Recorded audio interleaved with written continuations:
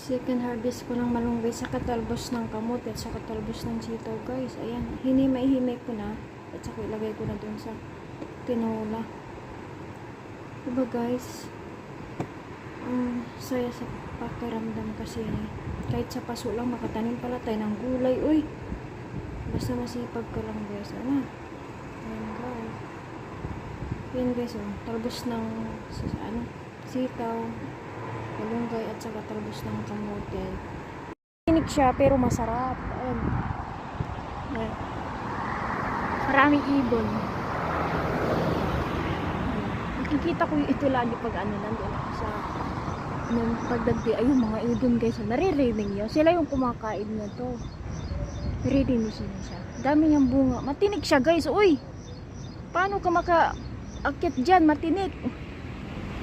Alam mo yung damortis, guys? Matinik na nga.